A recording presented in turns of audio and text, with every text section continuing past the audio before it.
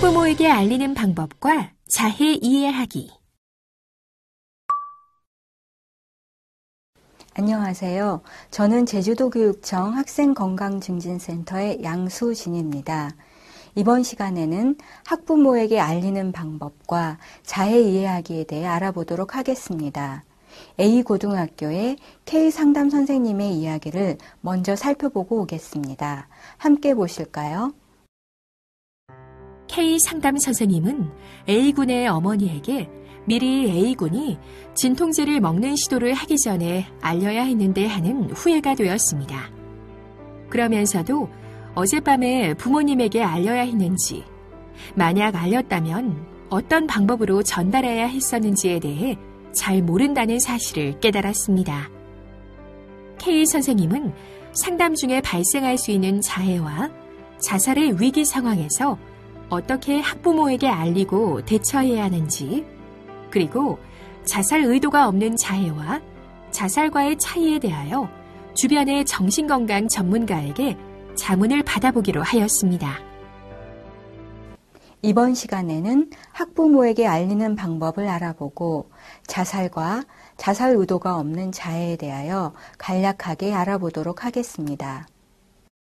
체크. 여러분의 학습 정도를 미리 점검해 보겠습니다. 문제를 잘 읽고 맞으면 O, 틀리면 X를 선택하세요. 정답입니다.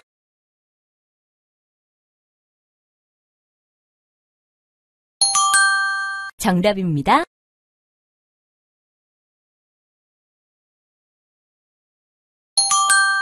정답입니다.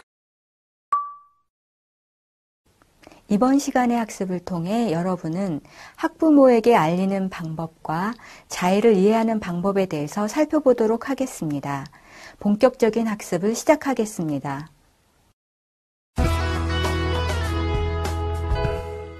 학부모에게 알리는 방법. 학교에서는 학생의 자살 위험 가능성을 알게 되자마자 부모와 보호자에게 접촉을 해야 합니다. 가족과 접촉하는 사람은 흔히 교장 선생님, 전문 상담교사 및 전문 상담사 또는 학생이나 가족과 특별한 관계에 있는 교직원입니다.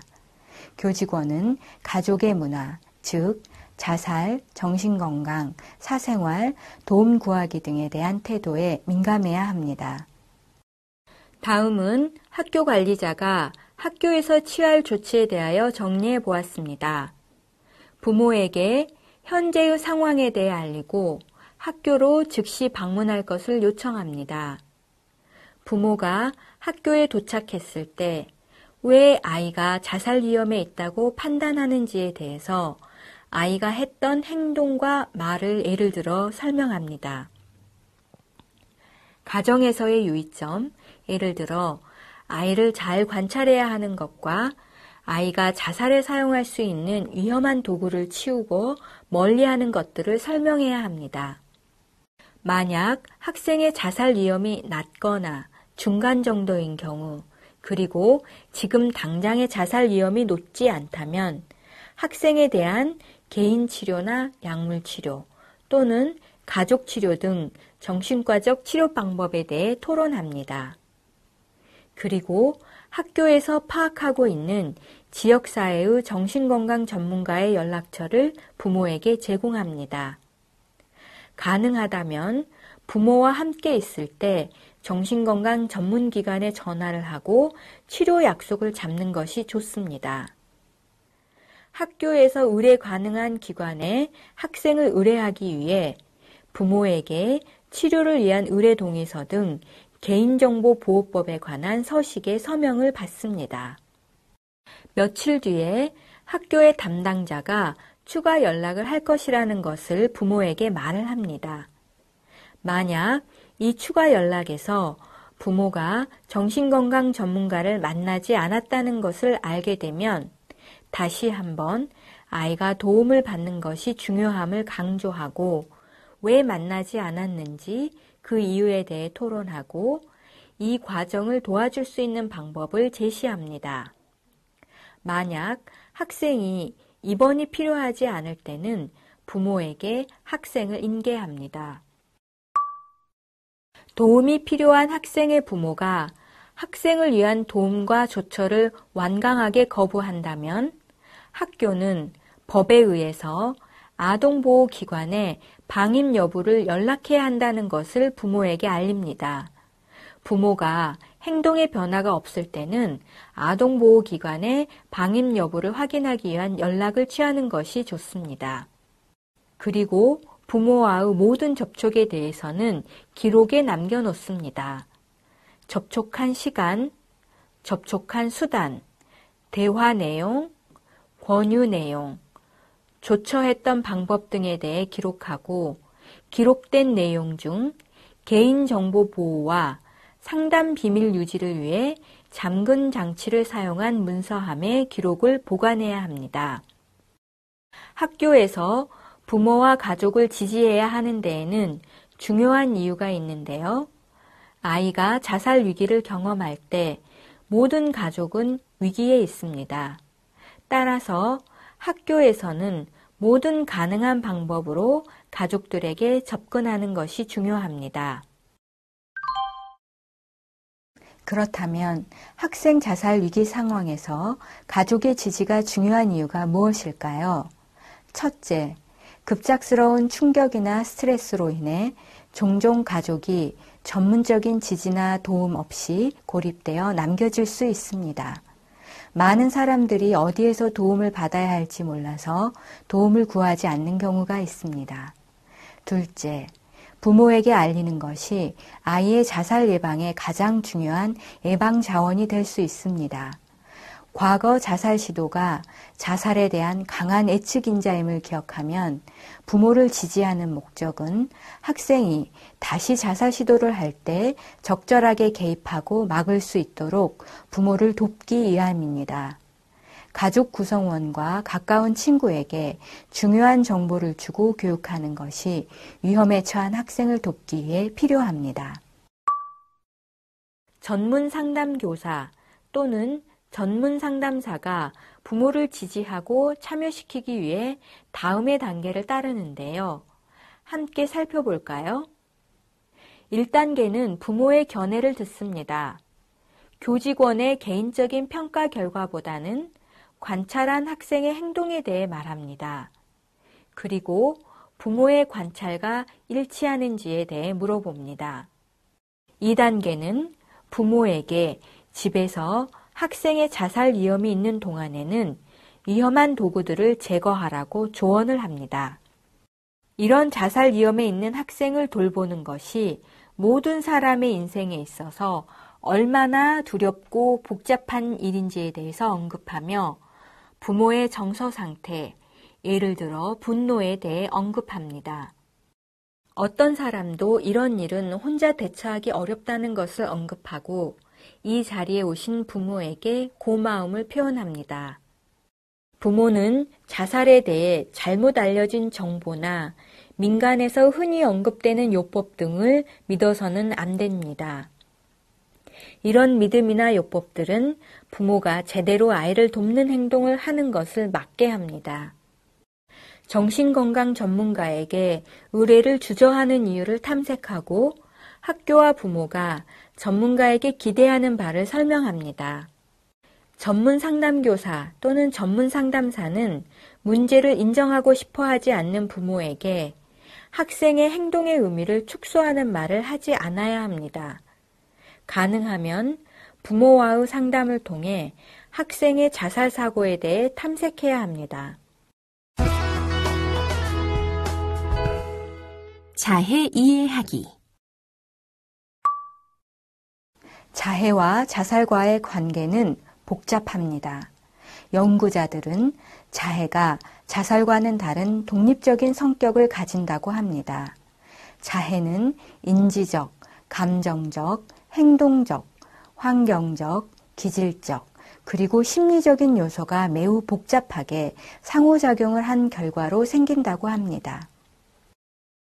그러나 어떤 사람들은 자해의 자기 파괴적인 성향 때문에 자살에 이르게 되기도 합니다. 따라서 자살 평가를 자해 청소년을 다루는 과정의 일부로 보지만 많은 자해 청소년이 자살 시도와 같은 위험에 임박해 있는 것은 아님을 잘 알아두어야 합니다. 의도적으로 자신에게 해를 주는 학생들은 심각하게 받아들여져야 하고 동정심을 가지고 대해야 합니다. 대부분 자살 의도가 없는 자해를 하는 학생들은 강렬한 부정적 감정을 다루거나 긍정적 정서 상태를 일반화하거나 혹은 사회적 접촉을 피하는 등 참여하기 위한 목적으로 그러한 행동을 한다고 합니다. 다음에 제시된 자살과 자살 의도가 없는 자해의 차이점을 확인해 볼까요? 먼저 의도입니다. 자살 의도가 없는 자해는 정서적으로 대처하기 위한 행위이며 자살은 고통을 끝내기 위한 행위입니다. 자살 의도가 없는 자해의 경우 치명성은 낮은 수준이며 자살은 대부분 높다고 볼 수 있습니다. 빈도의 경우 자살 의도가 없는 자해는 만성적이나 자살은 드뭅니다. 그리고 자살 의도가 없는 자해는 다양한 방법을 사용하며 자살은 하나 또는 두 가지 정도의 방법을 사용하죠. 다음으로 자살 의도가 없는 자해는 삶에 대해 흥미가 있으나 자살은 희망이 없고 무기력합니다. 마지막으로 정서입니다. 자살 의도가 없는 자해는 부정적 정서로부터 피하기 위함이며 자신의 삶을 살만한 상태로 만들기 위해 고통에 잘 대처하고 있다고 믿고 있습니다. 반면에 자살은 지속적인 불편함과 좌절감을 느끼며 심리적 고통과 희망이 없음으로부터 삶을 끝내고 싶은 강렬한 감정을 느끼죠. 자살 의도가 없는 자해 학생에게서 보이는 몇몇 다른 진단은 다음과 같습니다. 알코올 남용, 거식증, 폭식증, 반사회적 인격장애, 분열형 인격장애, 불안장애, 우울증, 외상 후 스트레스 장애, 자폐 등 발달장애 등입니다. 자살 의도가 없는 자해와 함께 과거 자살 시도 경험을 가지고 있는 청소년은 우울, 충동성, 그리고 무기력이 자해만 가지고 있는 학생보다 높았습니다. 다음은 자해의 위험 요인과 보호 요인을 정리했는데요. 위험 요인에는 먼저 방치가 있는데요. 방치에는 정서적 방치와 신체적 방치를 모두 포함합니다.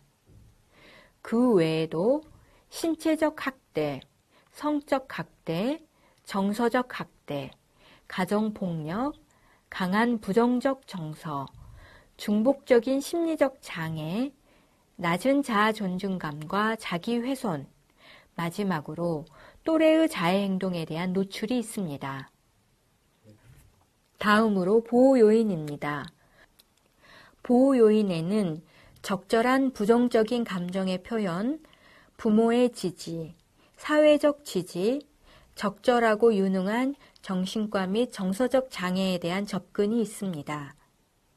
자해를 알리는 위험 징후에는 신체적인 지표와 정서적 지표를 생각해 볼 수 있습니다. 신체적인 지표에는 날씨의 부적절한 옷, 옷의 혈흔, 의심스러운 상처나 멍, 비밀스러운 행동이 있고 정서적 지표에는 강한 정서, 화, 분노, 불안, 두려움, 우울감과 고립감, 사회적 철회나 자기혐오 등이 있습니다.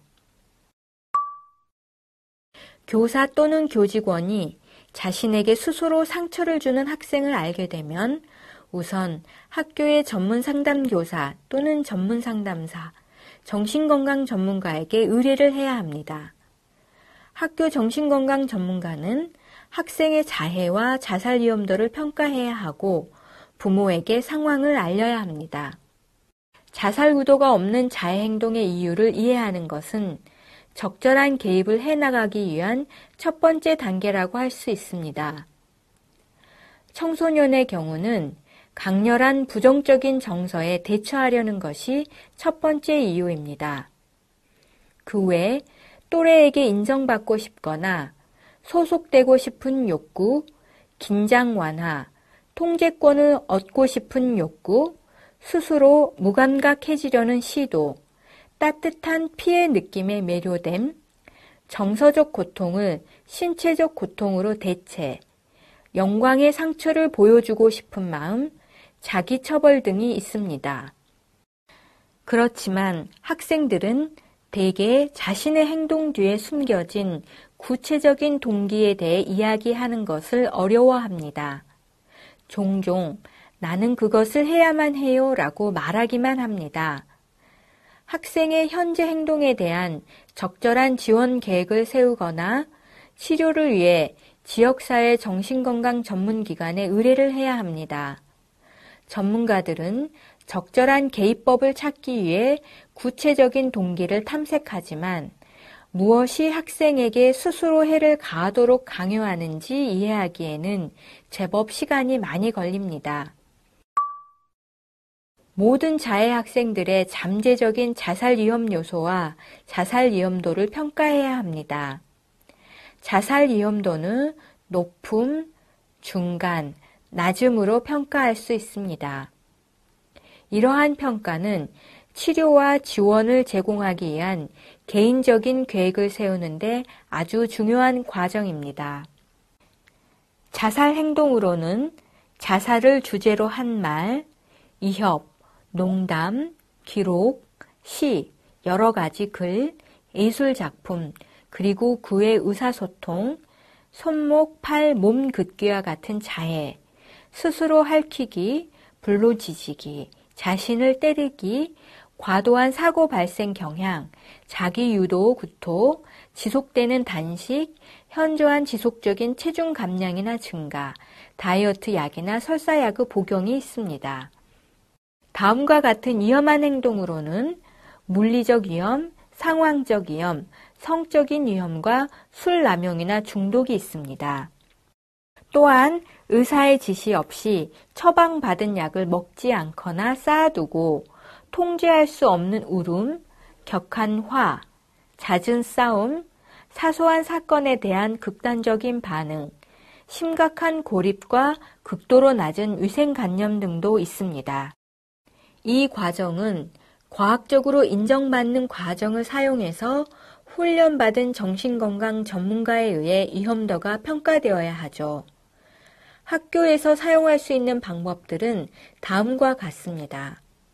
학교 정신건강 담당자가 자살평가에 대한 훈련을 받고 시행하며 학생을 자살평가 훈련을 받은 지역의 정신건강 서비스 기관에 의뢰하고 학생에 대해 정부 주도 또는 교육기관에서 운영하는 정신건강 서비스 기관에 의뢰하는 방법이 있습니다. 학생 자살 예방과 관련된 궁금증을 해결하는 시간, 적용하기 시간입니다. 관련 내용을 확인해 보겠습니다. 오늘은 학생의 자살 시도를 알게 됐을 경우 학부모에게 알리는 방법과 자해에 대한 이해를 학습했는데요. 그렇다면 학부모님께 전문기관과의 연계 과정을 진행하면서 흔히 부딪히는 문제는 무엇이 있을까요? 함께 살펴볼까요?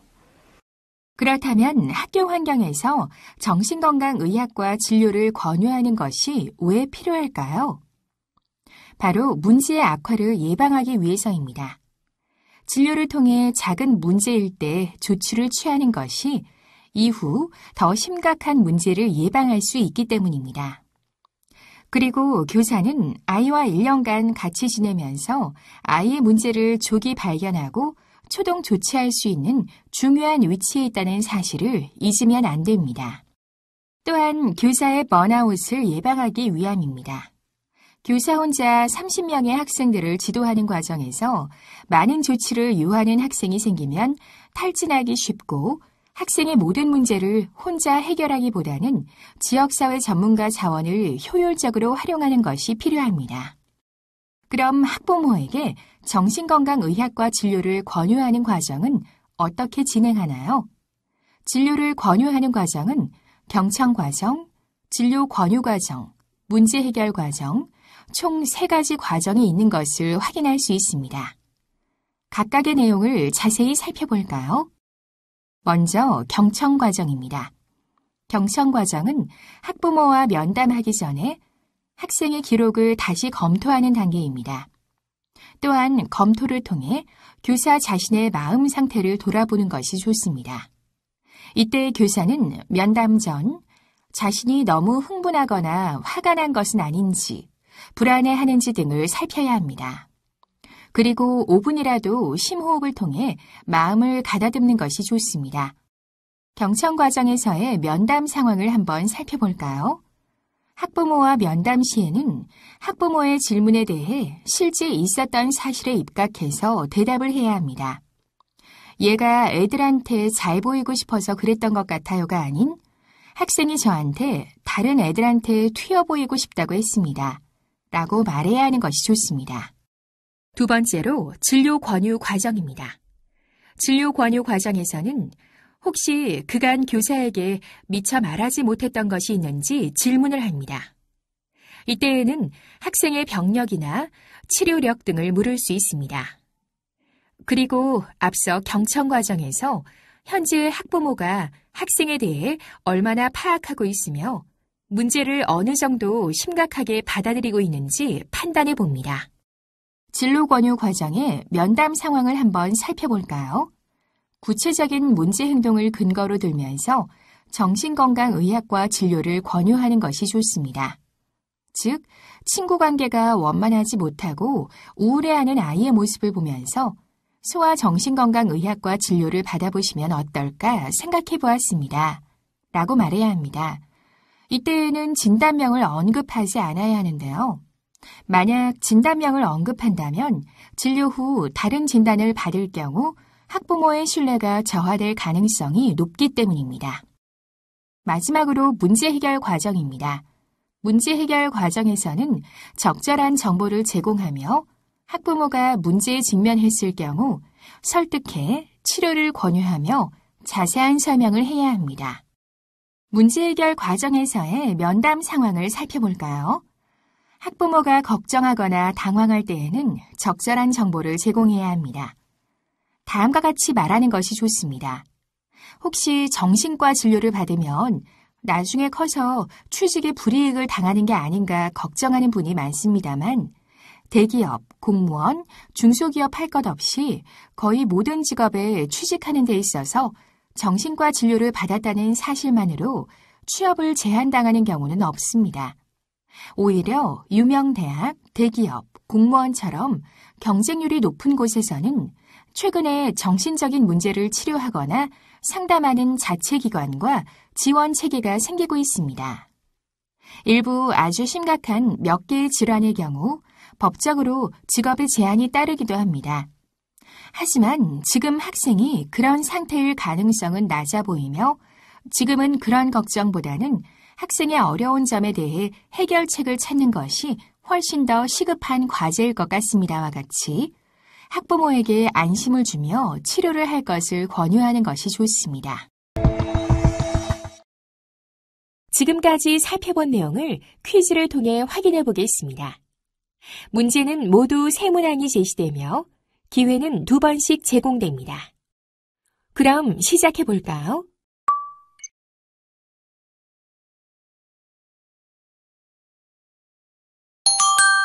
정답입니다.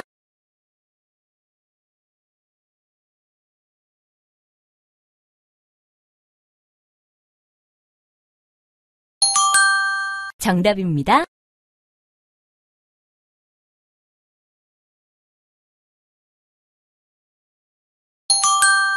정답입니다.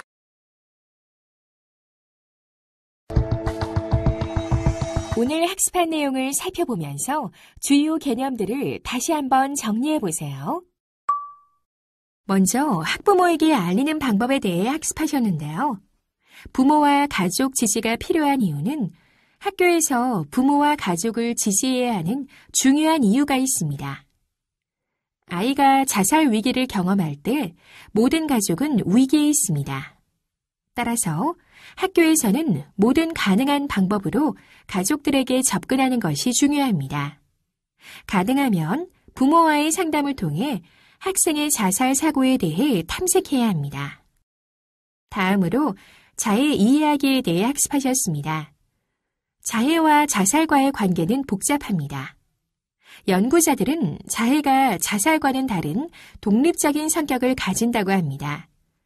자살 평가를 자해 청소년을 다루는 과정의 일부로 보지만 많은 자해 청소년이 자살 시도와 같은 위험에 임박해 있는 것은 아님을 잘 알아두어야 합니다. 자살과 자살 의도가 없는 자해와의 차이는 다음과 같습니다. 자살 의도가 없는 자해 학생에서 나타나는 정신과적 진단으로는 알코올 남용, 거식증, 폭식증, 반사회적 인격장애, 분열형 인격장애, 불안장애, 우울증, 외상 후 스트레스 장애, 자폐 등 발달 장애 등이 있습니다. 자살 의도가 없는 자해의 위험 요인과 보호 요인은 다음과 같습니다. 자살 의도가 없는 자해에 대처하는 방법으로는 교사 또는 교직원이 스스로 자신에게 상처를 주는 학생을 알게 되면 우선 학교의 상담교사 또는 상담사, 정신건강 전문가에게 의뢰를 해야 합니다. 학교 정신건강 전문가는 학생의 자해와 자살 위험도를 평가해야 하고 부모에게 상황을 알려야 합니다. 자해 학생에게서 자살 위험 요소를 평가하는 방법으로는 모든 자해 학생들의 잠재적인 자살 위험 요소를 평가하고 자살 위험도를 평가해야 합니다. 이 과정은 과학적으로 인정받는 과정을 사용해서 훈련받은 정신건강 전문가에 의해 위험도가 평가되어야 합니다. 지금까지 학부모에게 알리는 방법과 자해 이해하는 방법에 대해 학습했습니다. 수고하셨습니다.